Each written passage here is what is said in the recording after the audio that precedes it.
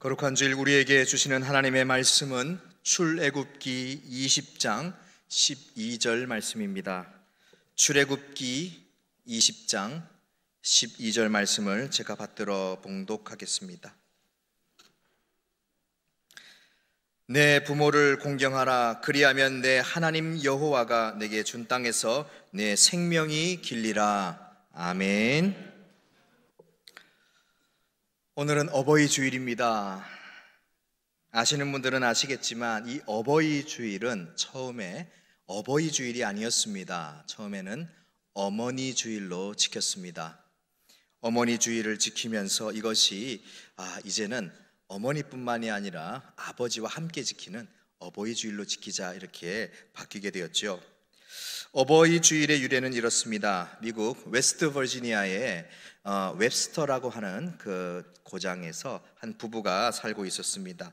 그랜빌 자스비와 그리고 앤 자스비라는 부부입니다.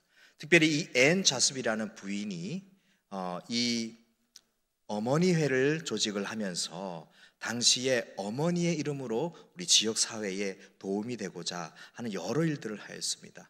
이 앤 자스비가 이 어머니회를 조직하였을 때에 당시에 잘 아시다시피 남북 전쟁이 일어났습니다. 그리고 웨스트 버지니아가 이 북군과 남군 그 경계 주위에 있는 그 곳이었죠. 그래서 전쟁이 치열하게 벌어지면서 앤 자스비라는 부인이 남군뿐만이 아니라 북군, 서로 편가르지 않고 상처받고 힘든 그러한 병사들을 교회로 초대해서 그들을 치유하고 또 돌보는 그러한 일들을 하였습니다.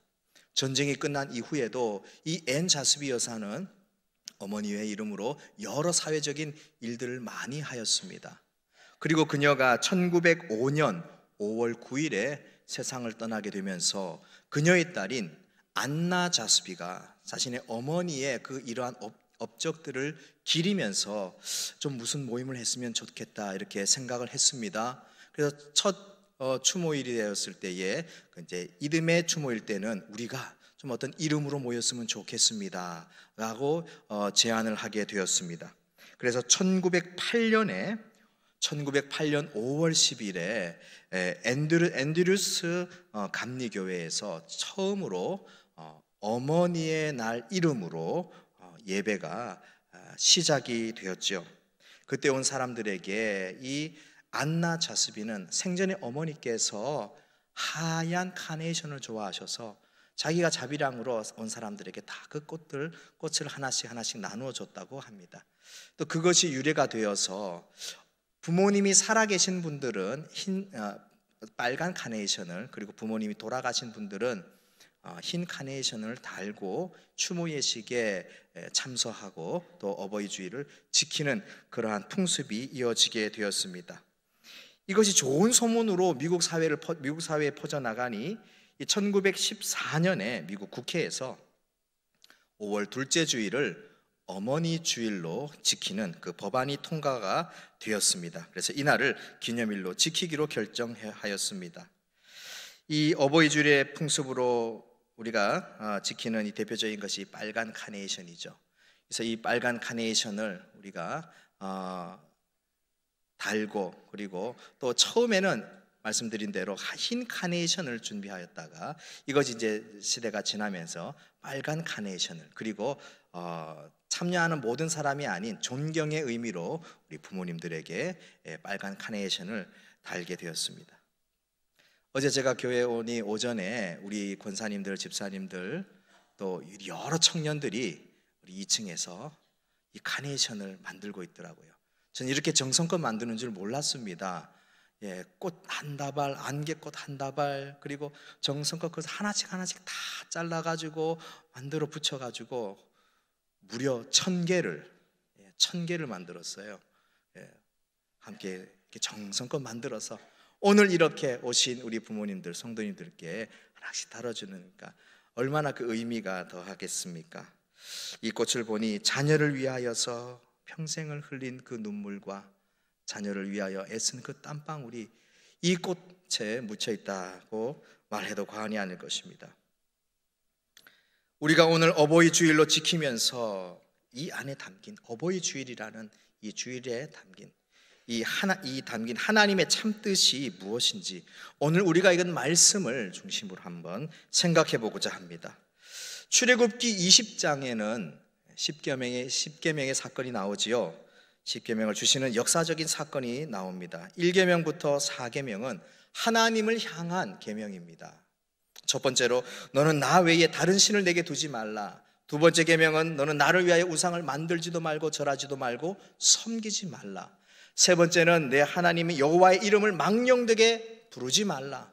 네 번째는 안식일을 기억하여 거룩하게 지키라. 이렇게 말씀하고 있습니다. 그리고 다섯 번째 제5계명을 우리에게 주시는데 그것이 바로 내 부모를 공경하라. 그리하면 내 하나님 여호와께서 내게 준 땅에서 내 생명이 길 것이다. 이렇게 말씀하고 있습니다. 사람들과의 사회 관계에서 가장 기본적인 중요한 관계가 저는 부모 자식과의 관계라고 생각을 합니다. 10계명은 부모 공경의 계명을 이 땅에서 잘 되는 복들 가운데 가장 으뜸의 계명으로 먼저 말씀하고 있습니다. 그렇다면 왜 하나님은 사람을 향한 이 계명의 첫 계명에 내 부모를 공경하라고 명령하셨을까요? 사람을 향하여 계명을 주실 때 다른 계명을 주실 수도 있는데 왜 하필이면 부모를 공경하라는 계명을 가장 처음으로 주셨을까요? 먼저 우리 공경이라는 단어에 대해서 사전적 의미를 한번 생각해 보고자 합니다. 우리말 사전의 정의는 공경은 남을 대할 때 몸가짐을 조심스럽게 하고 받드는 것, 이것을 공경이라고 말합니다. 그리고 원어 히브리어로는 공경이라는 단어가 카베드라고 이렇게 합니다. 카베드라는 단어의 의미는 무겁다, 존귀하다, 또 많다라는 그러한 의미가 있습니다. 이 말은 명령형으로 쓰일 때 강한 의미를 가지고 있습니다. 그것은 반드시 존경하라, 그리고 절대적으로 존귀케 하라라는 그러한 강한 의미의 말이 되는 것이죠. 특히 카베드는 하나님을 영화롭게 하며 경외한다는 그 문맥에서도 이 공경, 카베드라는 단어가 쓰이는 것을 볼 수 있습니다. 이러한 사실은 우리가 부모님을 섬기고 공경하는 것이 얼마나 중요한 일인가라는 것을 잘 보여줍니다. 부모란 단순히 나를 생물학적으로 낳은 그러한 존재가 아닙니다. 부모란 나를 그냥 양육하고 지원해주고 후원자 정도의 그러한 존재가 아닙니다. 우리에게 있어서 부모란 하나님께서 하나님의 허락하심 안에서 하나님의 권위를 대신하여 우리에게 주신 분이 바로 우리의 부모님이십니다. 이런 말이 있지요. 보이는 부모님을 공경하지 않으면서 어떻게 보이지 않는 하나님을 경외하겠느냐라는 말이 있습니다. 종교개혁자 루터는 부모님은 하나님의 대리자라고 이렇게 가르친 바가 있습니다. 이런 의미에서 우리 모두는 부모님을 존경하며 순종하며 존귀하게 여겨야 될 줄로 믿습니다. 저는 교회 오면서 눈이 오나 비가 오나 바람이 부나 변치 않고 이 제단에 예배의 자리에 오시는 우리 어르신 성도님들을 볼 때에 저절로 고개가 숙여집니다. 새벽의 제단에 변치 않고 새벽의 제단에 나와서 기도하는 그 어르신들을 보면 저절로 무릎이 굽혀집니다. 공경을 받아 마땅한 분이죠. 그분의 신앙의 권위에 순복하는 것입니다.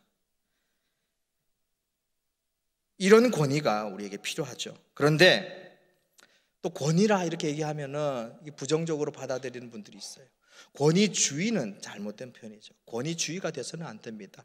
내가 권위적인 태도로 일관하면서 아랫사람을 하대하는 것, 그것은 하나님이 원치 않습니다. 권위는 하나님께서 하나님의 주권으로 부여하신 것입니다. 그래서 가정에서, 공동체에서, 모임 가운데 하나님의 이름으로 세워주는 것이 진짜 권위이죠. 부모의 권위는 부모 스스로가 일방적으로 주장하면서 자녀에게 강요할 수가 없습니다. 그렇게 되면 결국 자녀들은 귀를 막게 되고 부모의 말을 순종하지 않을 것입니다. 그런데 이 시대에 더 큰 문제가 있는 것 같습니다. 그것은 이 부모의 권위가 상실되는 것입니다. 오늘의 시대를 탈권위주의의 시대라 이렇게 표현합니다. 탈권위.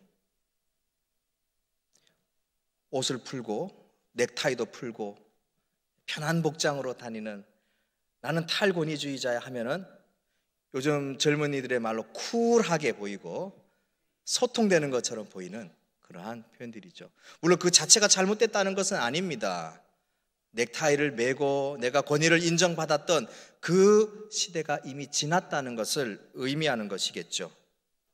하지만 공동체 가운데에서 우리는 마땅히 인정받고 존경받아야 될 이 권위마저도 우리 스스로가 포기해버리는 것은 아닌가 생각을 해봅니다.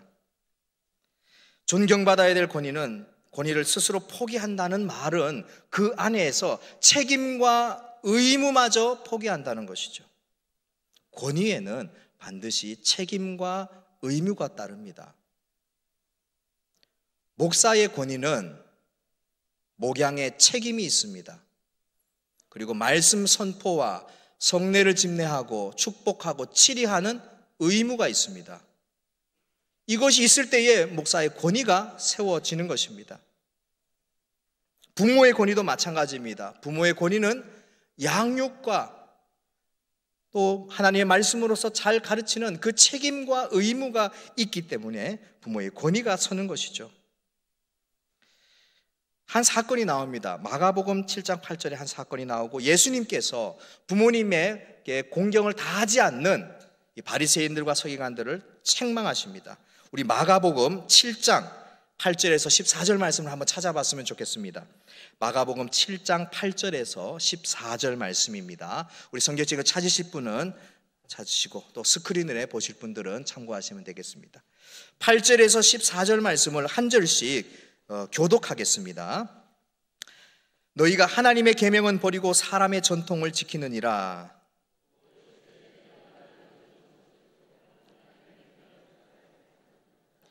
모세는 내 부모를 공경하라 하고 또 아버지나 어머니를 모욕하는 자는 죽임을 당하리라 하였거늘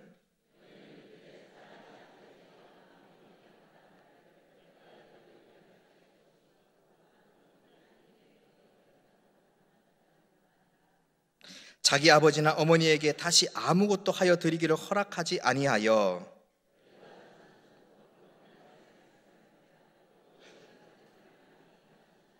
다 같이요. 무리를 다시 불러 이르시되 너희는 다 내 말을 듣고 깨달으라. 아멘. 유대 사회에 이상한 풍습이 생겼습니다. 오늘 모세를 통하여 우리에게 주시는 십계명에는 분명히 부모를 공경하라 이렇게 말씀하고 있죠. 그런데 유대 사회에 당시에 고르반이라는 그러한 풍습이 생겼습니다. 고르반이 무엇이냐? 고르반이라는 것은 하나님께 내가 드리기로 작정하고 소원한 것은 그것으로 끝이라는 겁니다. 번복할 수가 없다는 거예요. 좋은 뜻이지 않습니까? 내가 하나님께 작정하였습니다. 내가 이것을 드리겠습니다 라고 작정하고 나아간 것은 번복할 수가 없고 취소할 수가 없다는 것이죠. 그런데 사람들이 이것을 이렇게 이용하였습니다. 내가 나의 부모에게 효도하고 물질로, 정성으로, 시간으로 효도할 이 모든 것을 나는 하나님께 드리겠습니다. 드렸다. 고르반이라 하면서 이제 이것은 번복할 수가 없어. 취소할 수 없어. 왜냐하면 하나님께 이미 드렸기 때문에 나는 이제 내 효도의 의무를 다했어 라고 유대인들이 하나님의 계명을 편법으로 이렇게 바꾸어 버리고 계명을 어기며 살던 풍습을 예수님께서 책망하고 계십니다. 오늘 우리는 주님께서 명령하신 이 말씀대로 부모님을 존경해야 되고 부모님을 순종해야 되고 부모님을 존귀케 여겨야 될 줄로 믿습니다. 작년 어느 날 제가 월요일 날 쉬는 날이었습니다. 마트에 장을 보고 혼자서 올라가는 길에 우리 마트 주차장에 학생들이 있더라고요. 중학생들이. 교복을 입고 점심때였습니다. 담배를 피고 있더라고요. 야, 예전 같으면 저기 숨어가지고 담배를 피던지 이렇게 했는데, 이 벌건 대낮에 주차 한복판에서 교복을 입고 담배를 피길래 저는 또 그런 것을 보면은 참지를 못합니다. 이 피가 막 거꾸로 막 솟아요. 달려갔습니다. 가는데 생각들이 막 오만 생각이 다 나는 거예요. 아, 괜히 가는 것인가? 쟤네들이 한 대여섯 명 됐는데, 아이고 대들면 어떡하지? 내가 말했는데 피식거리고 그냥 나 무시하면 어떡하지? 돌아갈까? 한 아주머니가 지나가는데 왜 저 아주머니는 그냥 지나가 버리지? 딱 가가지고는 뭐라 했죠? 담배 빨리 꺼! 예전 같았으면 담배 다 뺏었습니다. 다 뺏어가지고 담배는 못 뺏었어요. 다행히도 참 이런 말이 참 그렇습니다. 예, 다행히도 그 친구들이 담배를 끄고 고개를 숙이고 그 자리를 떠났습니다. 예전에는 불량배들이나 이런 사람들이 뭐 나쁜 짓을 하거나 또 학생들이 담배를 피거나 그러면 어른들이 어떻게 돼요? 가서 뭐라 하는 것이죠. 나이가 지긋하시게 드신 80대 어르신도 이놈의 자식들 담배 안 끄냐고 어디서 그러냐고 뭐라 하면은 거기에 순종하고 에이 뭐 이러면서도 자리를 떠났어요. 요즘은 그렇지 않다고 합니다. 오히려 대들고. 우리 시대에 어른들의 권위가 상실되는 시대가 아닌가 생각을 해봅니다. 부모의 권위도 마찬가지입니다. 이 미디어 매체들은 21세기는 부모의 권위가 추락하는 시대다, 교사의 권위가 땅에 떨어졌다, 어른들의 권위가 떨어진 시대다, 희망이 없다, 여러 가지 부정적인 기사와 의견을 내놓습니다만 이 사실 자체를 부정하는 것은 아닙니다. 하지만 우리가 그저 한탄만 해서는 안 됩니다. 우리 사회가 그냥 이렇게 흘러간다고 우리가 방관해서는 안 됩니다. 부모의 권위를 인정하고 그것을 순종하도록 우리는 가르쳐야 됩니다. 어떻게 해요? 이 방법이 말씀 안에 있습니다. 여기 계신 성도님들을 보니 부모이시지만 동시에 나의 부모의 자녀이지 않습니까? 부모로서 공경을 받고 내가 또한 자녀로서 올바르게 부모를 공경하는 최고의 가르침이 무엇일까? 그것은 말씀대로 살아가는 것입니다. 말씀대로 살아가는 것. 말씀을 한번 더 보겠습니다. 잠언 23장 22절에서 25절 제가 읽겠습니다.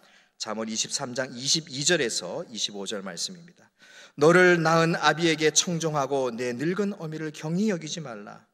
진리를 사되 팔지 말며 지혜와 훈계와 명철도 그리할지니라.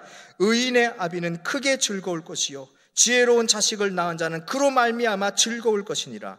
내 부모를 즐겁게 하며 너를 낳은 어미를 기쁘게 하라. 아멘. 나를 낳은 아버지의 말씀에 귀를 기울이라, 이렇게 말씀하고 있습니다. 까치 예화를 잘 아실 겁니다. 또는 참새 예화이기도 하고요.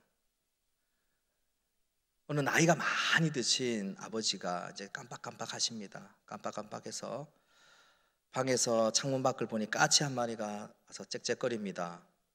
옆에 아들에게 아들아, 저 새 이름이 뭐니? 까치입니다.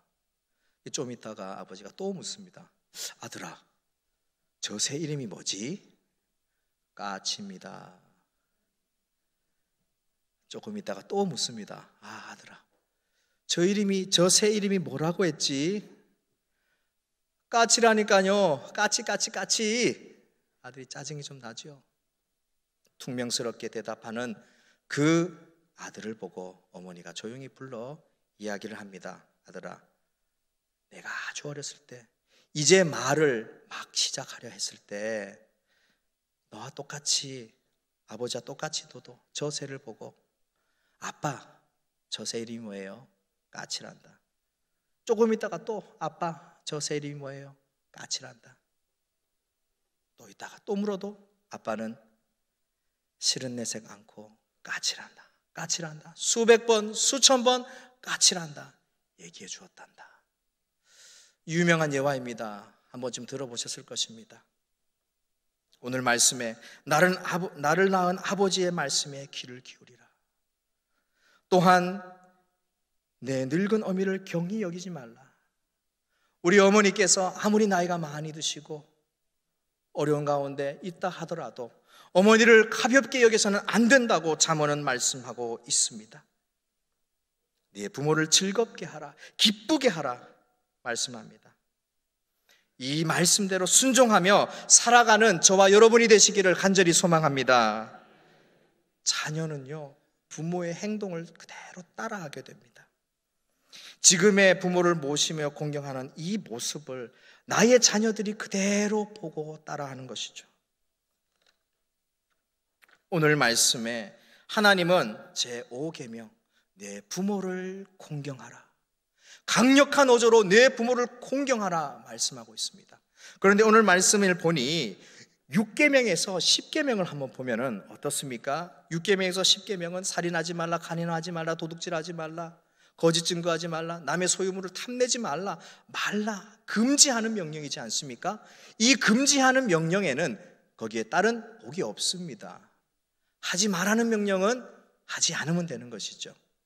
그런데 우리 사람을 향한 이 첫 계명인 부모를 공경하라는 명령에는 하나님께서 그 명령을 따라 지키는 자들에게 복을 주시는데 어떠한 복입니까? 이 땅에서 장수하는 복을 주십니다. 사도 바울은 에베소서 6장 1절에서 4절 말씀에 이 말씀을 더 해석하여서 우리에게 말씀하고 있습니다.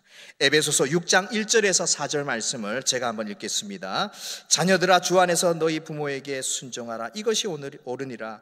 내 아버지와 어머니를 공경하라. 이것은 약속 있는 첫 계명이니 이로써 내가 잘되고 땅에서 장수하리라. 또 아비들아, 너희 자녀를 노엽게 하지 말고 오직 주의 교훈과 훈계로 양육하라.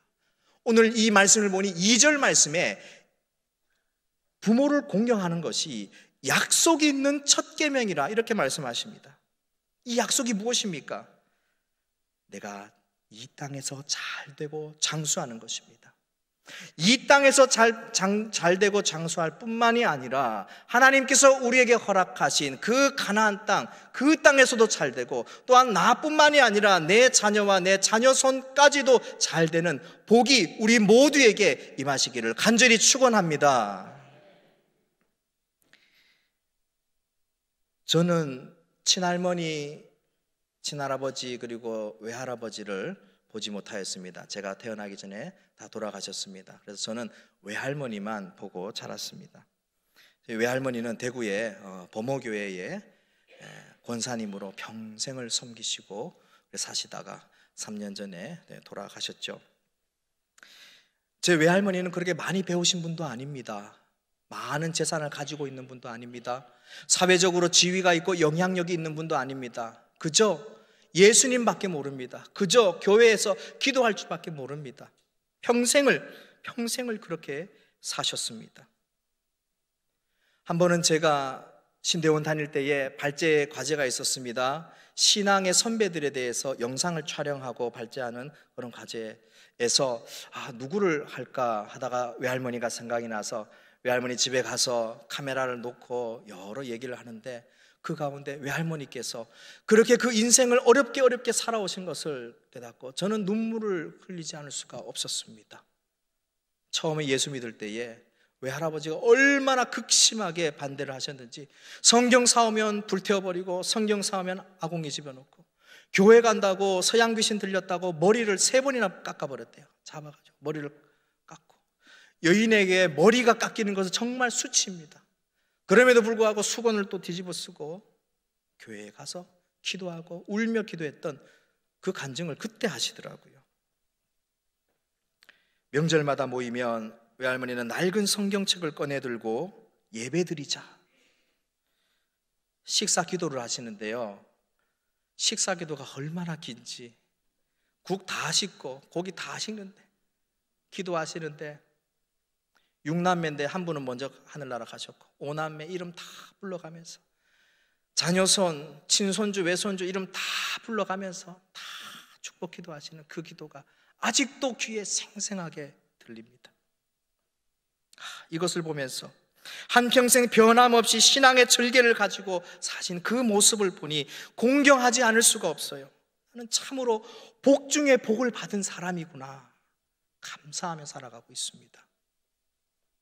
우리 성도님 가운데에는 이 부모님의 신앙의 복, 조부모의 신앙의 복을 받아서 감사함으로 사시는 분도 있을 것이고, 또한 아브라함과 같이 믿음의 1세대로 사시는 분도 계실 겁니다. 부모가 나에게 기도하는 거 한 번도 못 봤어요. 교회 간다고 핍박하고 가정에서, 시댁에서, 진정에서 어려움을 당하는 그러한 분들도 많이 있을 것입니다. 그러한 분들 함께 같이 아브라함에게 임하였던 그 복이 이삭과 야곱으로 이어지는 그 복이 모든 성도에게 임하기를 간절히 축원합니다. 세상 윤리도덕은 한계가 있습니다. 세상의 가르침은 유한합니다. 하지만 말씀 안에, 믿음 안에 세워진 믿음의 가정은 하나님께서 세워지는 가정이기 때문에 무너지지도 않습니다. 흔들리지 않습니다. 하나님께서 지켜주신 줄로 믿으시기를 바랍니다. 사람을 향한 6가지 계명 중 첫 번째 계명, 내 부모를 공경하라로 시작하는 이 계명을 예수님께서 이 땅에 오셔서 단 하나로 만드셨죠. 내 이웃을 내 몸과 같이 사랑하라, 이렇게 말씀하셨습니다. 아버지를 내 몸과 같이, 내 어머니를 내 몸과 같이 사랑하기를 원합니다. 내 자녀를 내 몸과 같이 사랑하기를 원합니다. 내 이웃을, 내 친지를 내 몸과 같이 사랑하기를 원합니다. 오늘 그 예수 그리스도의 사랑이 우리 포항동부 모든 가정을 하나로 묶는 사랑의 끈이 되기를 간절히 주님의 이름으로 축원합니다. 기도하겠습니다.